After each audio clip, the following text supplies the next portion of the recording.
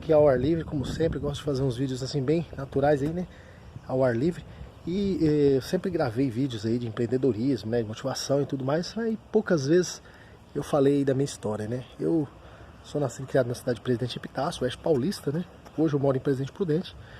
E eu mudei pra cá justamente porque eu tenho um filhinho especial, né? Que faz tratamentos, né? Então, eu sempre gosto de contar assim para motivar as pessoas que muitas vezes tem épocas que parece que está dando tudo errado na nossa vida, né? E a gente precisa de uma motivação.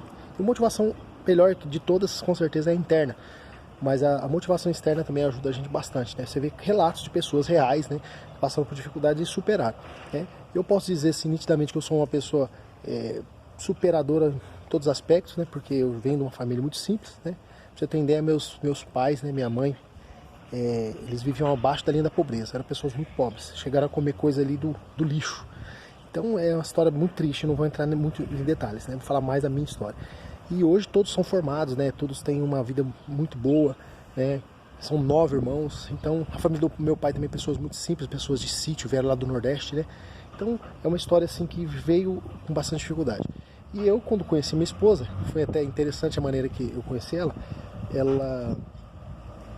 Perdão, passou um carro aqui, eu tenho uma audição muito sensível. Peraí, vou dar um pause aqui, peraí.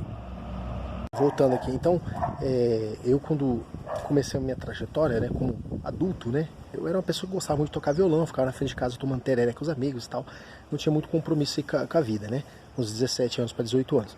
E aí um dia chegou uma amiga de um irmão meu, né, que sabia que a gente tocava e queria afinar o violão. E aí, uma delas era a minha futura esposa, né, que eu estava conhecendo aquele dia. E naqueles troca de olhares assim, a gente já percebe aquela afinidade, né? Bem interessante lembrar. E eu me emociono bastante lembrando dessa história, porque eu fiz até uma música para ela depois. E aí o que acontece? Aquele dia ela falou sobre ensinava, né, tocar violão. E aí eu fiz igual o nosso amigo Braulio Bessa lá, sei e sou bom professor. Nunca tinha dado aula, eu não sabia nem como começar a dar aula, mas pela afinidade que eu tive por ela, eu comecei a lecionar. E aí a gente não se desgrudou mais, né? Aí a gente teve nossa primeira filha, e o primeiro milagre da minha vida, assim, em relação ao que eu lembro, foi justamente a questão do emprego, né? Que eu só tocava, então volta e meia fazia algum sonzinho ou outro, ganhava pouquinho. Então passei muita dificuldade, morava no fundo da casa da minha mãe, semelhante a muitas histórias que tem por aí, né? E aí eu me descobri lidar com pessoas dessa forma. Eu comecei a trabalhar como garçom, né? E eu sempre comprava bexiga, brindezinho para os filhos dos clientes, né? Do meu bolso mesmo, o patrão nunca sugeriu isso. E eu me fazia imitação, eu tô no meio da rua, gente, ó, por isso tá o barulho de carro aqui.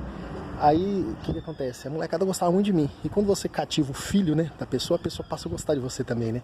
E eu me fazia imitações. Oh, salsicha, Scooby-Doo! E me dava uma máscara do Scooby-Doo, uma bexiga do Scooby-Doo. E fazia aquela palhaçada, né? E aí foi interessante que começou a surtir efeito até financeiro. Porque eu ganhava tipo uns R$40, né? Por noite. E os clientes que não é de costume aqui da nossa região do Oeste Paulista, o cliente ele deixa a gorjeta. E aí eles começaram a deixar, tipo R$1, R$2, ia 50, 100, 200 clientes por dia. Então eu comecei a ganhar um certo dinheiro, assim, pra mim era muito dinheiro, né? Através das gorjetas, né? Teve épocas até que a crise acentuou, teve uma crise muito forte também naquela época, e o próprio dono falou pra mim que ia ter que me dispensar. Eu falei, eu trabalho até de graça aqui pra você, porque só o que eu ganho aqui de caixinha eu consigo me manter. Então é uma das histórias de superação que eu via Deus na minha vida o tempo todo, sabe? Mesmo diante de muitas dificuldades. E aí depois, logo que eu tive minha primeira filha, a Yasmin, foi interessante que a gente ainda estava numa época difícil, porque sempre oscila, né? A gente melhora um pouquinho, depois vem outra dificuldade, e a pessoa não tem uma certa estabilidade, porque ainda é novo, né? Não tem uma experiência de vida, né?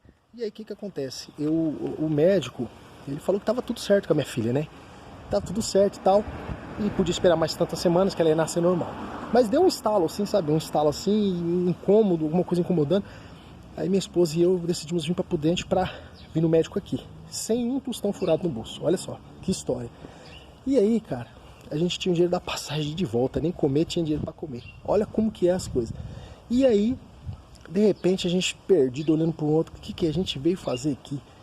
Um carro vira na contramão e para assim, aos nossos pés assim, e olha para meu rosto, um irmão da igreja, né, grande Paulinho, um abraço aí, Paulinho, Ele olhou pra minha cara e falou, Rick, o que você tá fazendo aqui? Aí eu expliquei pra ele o que estava acontecendo. Ele levou a gente pra casa dele, a gente almoçou, deu ajuda de custo pra gente, levou a gente pro hospital. Esse foi o primeiro milagre, né? E aí quando a gente chegou no hospital, a médica perguntou pra minha esposa assim, você perdeu o líquido? Ela falou, não. Ela falou, é porque você tem que tirar sua filha agora. E naquele dia minha filha nasceu, a Yasmin. Então assim, eu sou prova viva de que Deus sempre cuida da gente. Mesmo a gente sendo uns Zé Ruela, né? Os seres humanos imperfeitos. Deus sempre cuida da gente. Tá? E Ele vai cuidar de você também. Eu vou continuar essa história da minha vida no próximo vídeo para não ficar muito comprido. Beleza? Um abraço, Henrique Guerreiro aí.